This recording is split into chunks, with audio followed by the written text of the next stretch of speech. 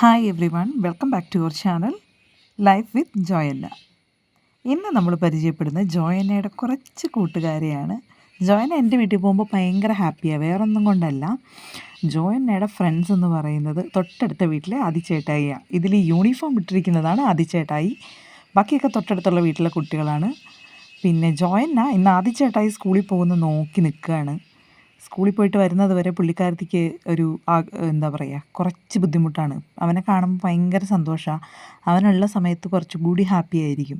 കാരണം അവൾ ഉണ്ടായപ്പോൾ തൊട്ട് ആദിച്ചേട്ടായിനെ കാണുന്നതാണ്.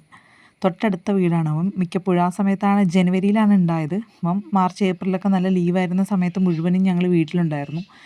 ആ സമയത്തൊക്കെ മുഴുവൻ സമയവും ആദ്യം അവളോടൊപ്പം ഉണ്ടായിരുന്നു കൂട്ടുകൂടാൻ. അതുകൊണ്ടാവും കുട്ടികളോട് ഭയങ്കര, ആ ഏജിലുള്ള കുട്ടികളോടായിരിക്കുമല്ലോ കുറച്ചുകൂടി കൂട്ടുകൂടാനൊക്കെ എളുപ്പം.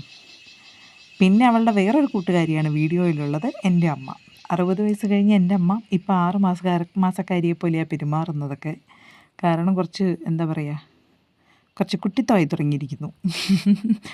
അങ്ങനെ വേണം കരുതാൻ. എന്തായാലും ജോയന്ന ആദിച്ചേട്ടായി സ്കൂളിൽ പോകുന്നത് കാണാനുള്ള വെയിറ്റിങ്ങിലാണ്. ജോയന്നയ്ക്കും പോയാൽ കൊള്ളാമെന്നുണ്ട്. കുറച്ച് നേരമായിട്ട് ചാടുന്നു. പക്ഷേ എന്ത് ചെയ്യാനാ, ജോയന്നേനെ അങ്ങനെ വിടാൻ പറ്റില്ലല്ലോ.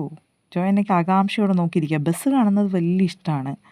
ബസ് വരിക, അതിൽ ആദ്യം കയറി പോകുന്നത്, തിരിച്ച് വൈകുന്നേരം ബസ് വരുന്നത്. എൻ്റെ അമ്മ സംസാരിക്കുന്നത് ജോയന്നയ്ക്കും കൂടി പോകണം, മോൾ കൂടി റോഡിലേക്ക് പോകണം എന്ന് പറഞ്ഞിട്ടാണെന്നാണ് എന്നോട് പറയുന്നത്.